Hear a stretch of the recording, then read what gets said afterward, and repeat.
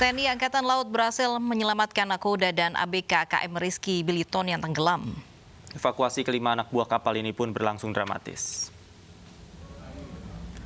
Inilah detik-detik upaya penyelamatan anak buah kapal atau ABK kapal motor Rizky Biliton yang mengalami kebocoran di perairan timur laut Tanjung Langka, Pulau Bangka, Kepulauan Bangka, Belitung. Peristiwa ini terjadi pada Minggu 6 Desember pukul 15.30 waktu Indonesia Barat. KRI 9850 yang tengah berpatroli mendapat kontak dari KM Rizky Biliton yang menginformasikan bahwa ruang mesin sudah kemasukan air dan nyaris tenggelam. Pada pukul 17 waktu Indonesia Barat, KRI 9850 menemukan 5 ABK KM Rizky Biliton dan mereka berhasil dievakuasi dalam keadaan selamat. Sementara KM Rizky Biliton sendiri tidak bisa diselamatkan dan tenggelam 30 menit kemudian.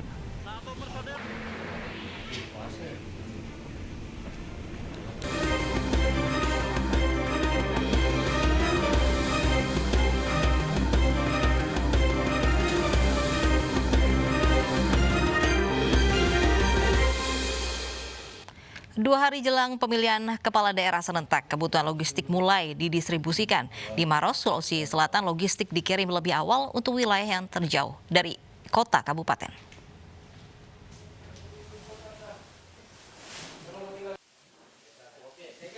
Komisi Pemilihan Umum Kabupaten Maros, Sulawesi Selatan mulai mendistribusikan kebutuhan logistik TPS pemilihan Bupati dan Wakil Bupati Maros yang akan berlangsung 9 Desember 2020 mendatang. Distribusi logistik dimulai dari 3 kecamatan yang lokasinya di perbatasan kabupaten dan sulit dijangkau.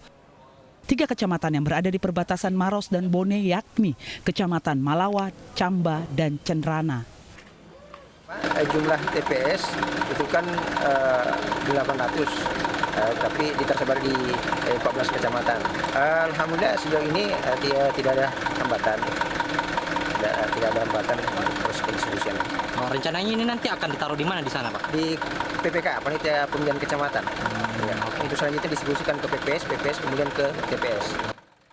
Selain logistik, Pilkada KPU Maros juga mendistribusikan alat pelindung diri untuk petugas TPS. Alat pelindung diri yang mencegah munculnya klaster baru. Pilkada tetap dilaksanakan meski jumlah kasus corona masih meningkat. Dari Kabupaten Maros, Sulawesi Selatan, Wahyu Ruslan, iNews melaporkan. Memasuki masa tenang Pilkada serentak, 18.000 alat peraga kampanye milik 4 paslon Bupati dan Wakil Bupati Gunung Kidul ditertibkan. Hal ini dilakukan untuk menciptakan suasana yang kondusif menjelang Pilkada serentak.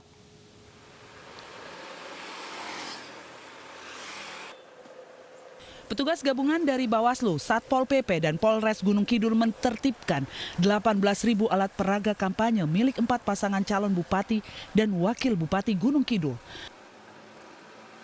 Hal ini dilakukan karena tim sukses paslon tidak membersihkan dan menurunkan alat peraga kampanye yang sebelumnya mereka pasang. Padahal Bawaslu telah meminta tim sukses untuk membersihkan alat peraga kampanye saat masa tenang. Sesuai dengan regulasi sebelum tanggal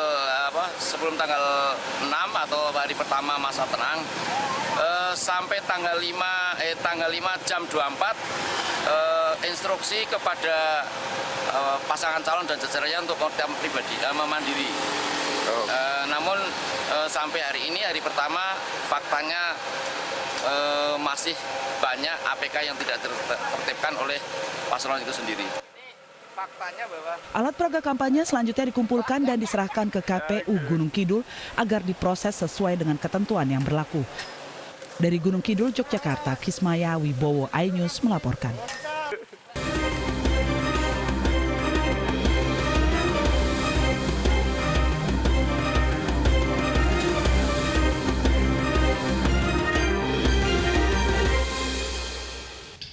Pemirsa, webinar Manajer Forum ke-52 mengusung tema arah kebijakan infrastruktur dan properti untuk mempercepat pemulihan ekonomi nasional dan corporate business update.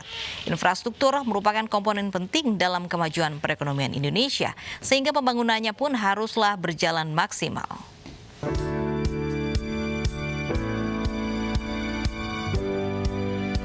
Pembangunan infrastruktur menjadi salah satu solusi yang diambil pemerintah Indonesia dalam memulihkan perekonomian pasca dihantam pandemi COVID-19. Langkah ini diyakini bisa membuka peluang kerja bagi masyarakat dan meningkatkan daya saing Indonesia di mata dunia internasional. Hal tersebut disampaikan Menteri Pekerjaan Umum dan Perumahan Rakyat, Basuki Hadimulyono dalam Manajer Forum MSC Group ke-52 yang dilakukan secara virtual.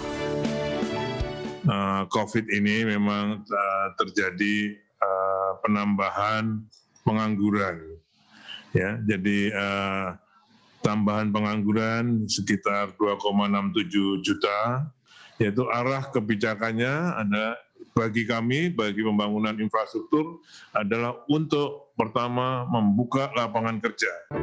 Sementara itu, dalam sesi Corporate Business Update, Eksekutif Chairman MSC Group Haritanu Sudibyo mengapresiasi kinerja karyawan dari seluruh unit bisnis MSC Group yang justru meningkat di tengah pandemi. Bahwa tahun 2020 ini tahun yang tidak mudah.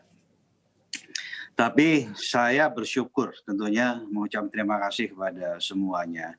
Banyak hal baru dan yang paling penting kita mampu melakukan adaptasi dengan adanya digitalisasi maupun adanya COVID.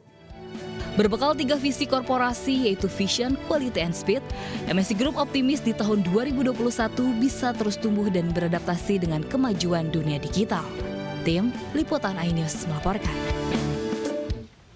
Keterbatasan fisik tak menjadi penghalang untuk membantu sesama sebagai relawan kemanusiaan. Informasinya akan kami hadirkan sesaat lagi.